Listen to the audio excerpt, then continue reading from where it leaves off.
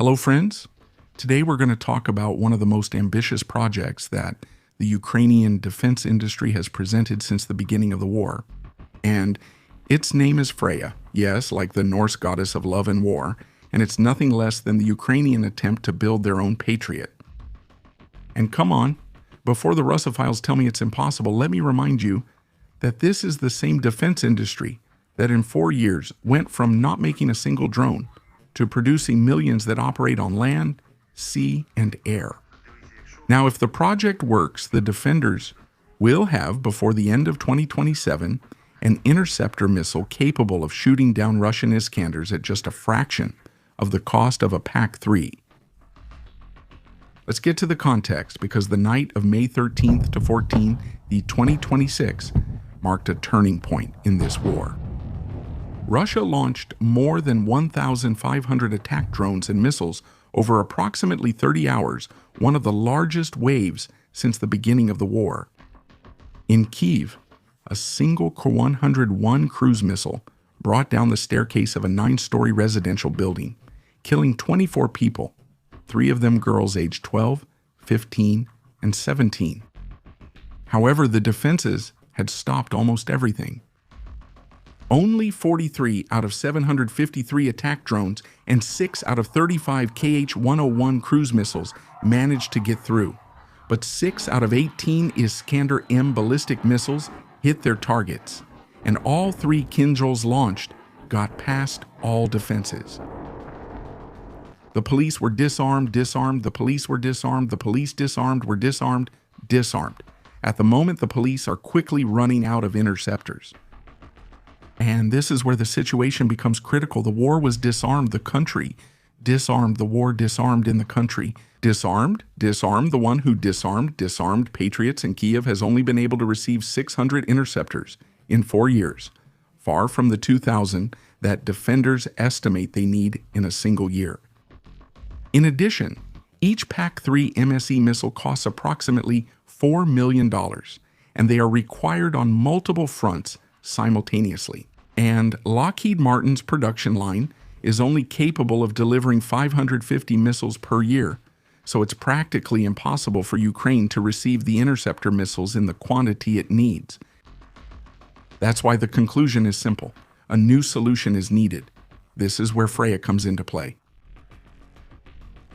The company responsible for the project is Firepoint, which is a Ukrainian company based in Kyiv, founded in 2022 in response to the Russian invasion, specializing in the design and production of long-range drones and cruise missiles. Their most notable products are the FP-1 drone series and the FP-5 Flamingo cruise missile. The company was born in improvised workshops with engineers, architects, and video game designers, and in just 4 years, it reached a value of over $2.5 billion. Now let's discuss the system where things get interesting, because we could easily say that Freya is a pan-European air defense system designed to intercept ballistic missiles, including the feared Russian Iskander-M, all at just a fraction of the cost of existing Western interceptors. Now, the concept of Freya is an open architecture design built around the FP-7X interceptor missile, which will be equipped with European components, radar, command, and communication systems that operate under NATO standards. The open design philosophy is key, as it gives scalability and independence from any manufacturer. He presented a cruise. The new project? The project became the first the Union cruise drones. Became the new long-range cruise was presented. Became the first series of long-range and cruise drones and missiles. Cruise. He and my missiles became presented, became the European Union cruise. Became Range European, in which he presented cruise. Range became the first project of the European Union presented project, became the first project of Europe in a series range cruise. The project became the first in Europe in which a series of long-range cruise drones was presented, in which the European Union presented cruise. Well, let's move on to the heart of the system, the FP-7X missile. This will be bigger than the Patriot, as it was reported to have a length of 7.25 meters and a diameter of 0.53 meters, and the fuselage will be made of composite materials. Two guidance systems are being considered, one based on an infrared seeker, and the other would be a semi-active radar seeker manufactured by the German company DL Defense. The speed range would be between Mach 4 and Mach 5.9, placing the FP-7.X in the high-speed interceptor category, which is necessary to counter ballistic missiles during their terminal descent phase. And here's an important point, since the speed of the Russian Iskander M ballistic missile in the final phase of its active flight is approximately Mach 6. That is, the FP-7 barely reaches the speed of the target it intends to intercept, which will require a very specific engagement profile. To engage it not in a high-speed head-on interception, but rather from the side or in a terminal descent when the Iskander has already lost part of its kinetic energy. Now, the genealogy of the missile is also interesting, since the FP-7X is derived from Firepoint's FP-7 tactical ballistic missile, which in turn is based on the Soviet 48N6 anti-aircraft missile used in the S-300 and S-400 systems.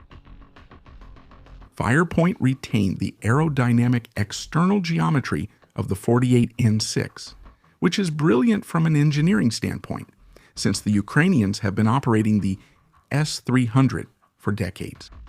They began the war with many batteries of this system active, so they know the 48N6 well, including its flight behavior and limits. Rather than starting from scratch, Firepoint reuses everything, achieving 1,000-kilometer range and high speed.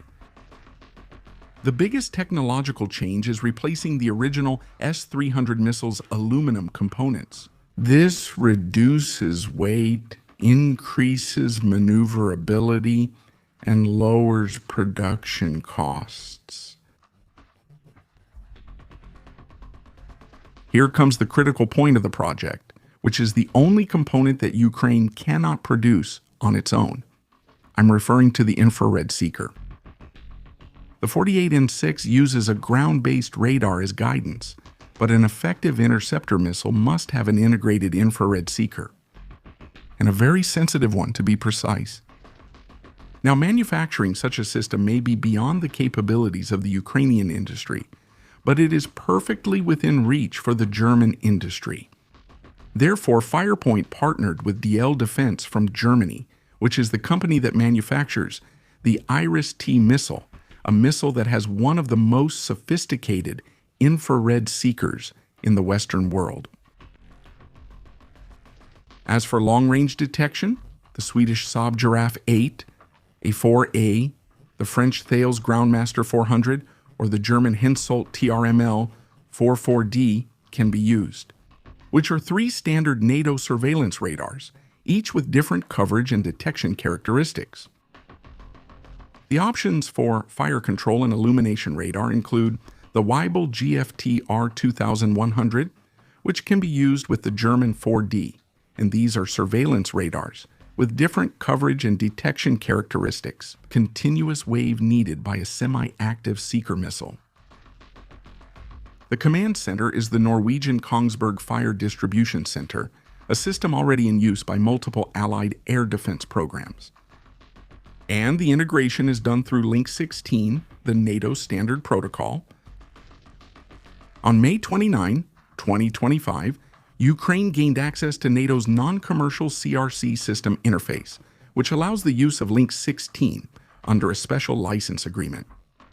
Another interesting point is that the Ukrainian Battlefield Management System Delta has already been successfully integrated with the system. That is, the defenders are not just building a missile, they are building an Air Force system that any NATO country can connect to their network without major modifications. Now, the control system of the Air Force control system is available to any party as a lower-cost defense effector. With a price, the Air Force system is a system of dollars per missile, compared to the $4 million that a PAC-3 costs or the $8 million for a Standard Missile-6.